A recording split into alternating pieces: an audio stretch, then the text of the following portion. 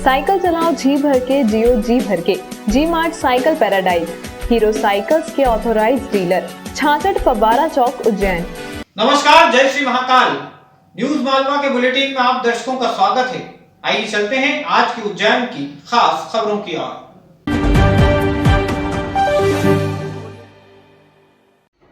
शुक्रवार शाम से हमारे शहर में लॉकडाउन लगा हुआ है। गुरुवार शाम तक लॉकडाउन लगे 6 दिन बीत चुके थे।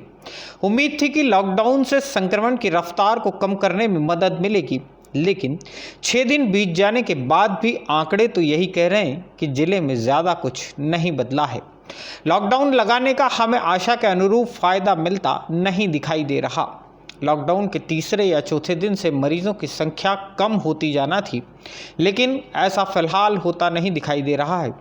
बुधवार की शाम जिले में फिर से 267 नए कोरोना मरीज सामने आए हैं। पिछले 6 दिन में ही हमारे जिले में कोरोना के एक्टिव मामलों की संख्या 1216 से बढ़कर 2082 पर जा पहुंची है। विगत शनिवार से अब तक जिले में 1413 नए कोरोना मरीज सामने आ चुके हैं। टेस्ट के मुकाबले संक्रमण की दर 16% से ऊपर जा पहुंची है। सरकारी रिकॉर्ड बता रहा है कि इस अवधि में 5 कोरोना संक्रमित मरीजों की मौत हुई है, जबकि इसी अवधि में 466 मरीज डिस्चार्ज हुए हैं। आंकड़े बता रहे हैं कि लॉकडाउन लगा होने के बावजूद कोरोना वायरस नए लोगों में प्रवेश कर रहा है। ऐसे वक्त में हमारी आपकी जिम्मेदारी बढ़ जाती है।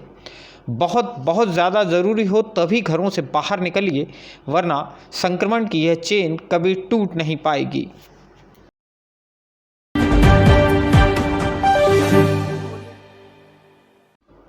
उज्जैन में इन दिनों अजीब सी गफलत की स्थिति बन गई है। मरीजों की रिपोर्ट नेगेटिव आ रही है। इलाज कोरोना का हो रहा है और लंग्स इन्फेक्शन के कारण कई लोगों की जान जा रही है। लंग्स में इन्फेक्शन किस कारण से हुआ यह पता नहीं चल पा रहा। जिला अभिभाषक संघ के अध्यक्ष अशोक यादव ने आरोप लगाया है कि प्रशासन जिले में मौत का आंकड़ा छुपा रहा है।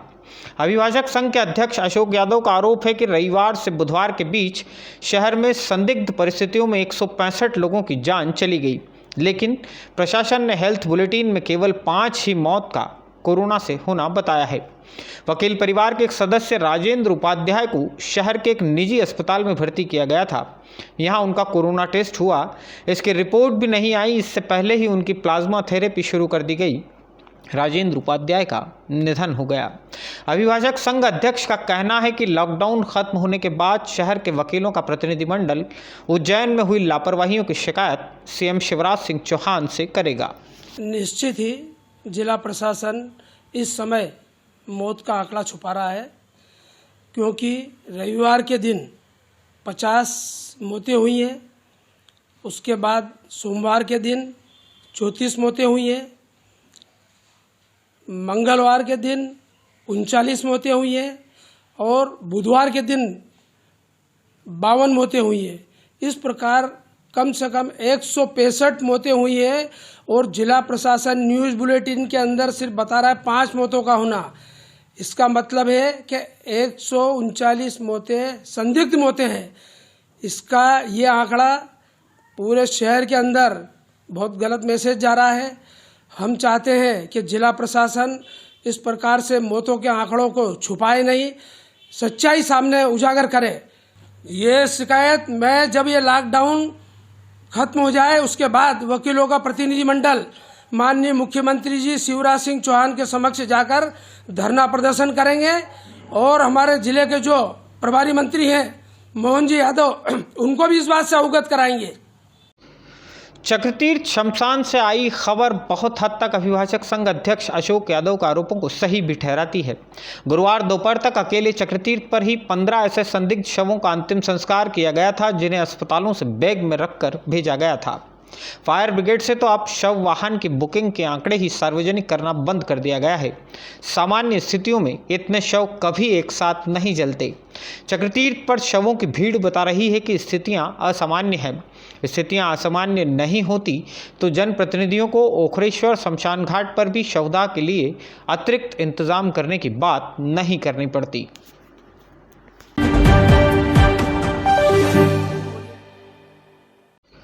दोस्तों, उज्जैन में हालात वाकई अच्छे नहीं हैं। लॉकडाउन लगा है, अस्पताल मरीजों से भरे पड़े हैं। इसके बावजूद भी कई लोग ऐसे हैं जो अब भी मास्क का महत्व नहीं समझ पा रहे। बुधवार को पूरे दिन पुलिस के अमले ने लॉकडाउन लगा होने के बावजूद बाहर घूम रहे और बाहर बिना मास्क के घूम रहे 104 लोगों को पकड़ा।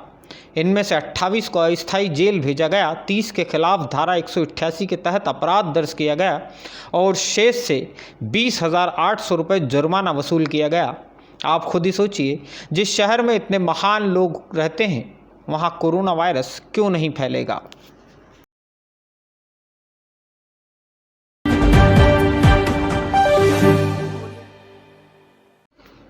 कोरोना संक्रमण के केस बढ़ने के साथ ही जिले में अब तेजी से चिकित्सा सुविधाएं बढ़ाने के काम भी शुरू कर दिया गया है। शहर के माधवनगर अस्पताल में ऑक्सीजन प्लांट को इंस्टॉल करने की प्रक्रिया शुरू कर दी गई है। इसके अलावा नानाखेड़ा स्थित बिरला अस्पताल को भी 50 बेड के कोरोना डेडिकेटेड अस्पताल के रूप में तब्दील किया जा रहा है। एक और तैयारी की जा रही है, मक्सी रोड स्थित पाटपाला में पुलिस ट्रेनिंग सेंटर को भी दोबारा अस्पताल के रूप में बदलने की। पिछले लॉकडाउन के वक्त यहां बड़ी संख्या में मरीजों को भर्ती किया गया था। पुलिस ट्रेनिंग सेंटर में ऐसी कई सारी सुविधाएं हैं जो एक अस्पताल के लिए होना चाहिए। इमरजेंसी के लिए यहां ऑक्सीजन सप्लाई की व्यवस्था करने पर भी मंथन जारी है।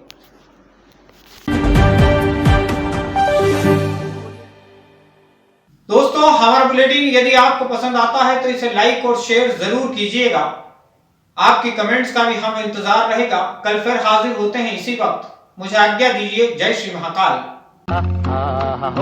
वाह, ताजगी का दूसरा नाम फेमस गोल्ड टी।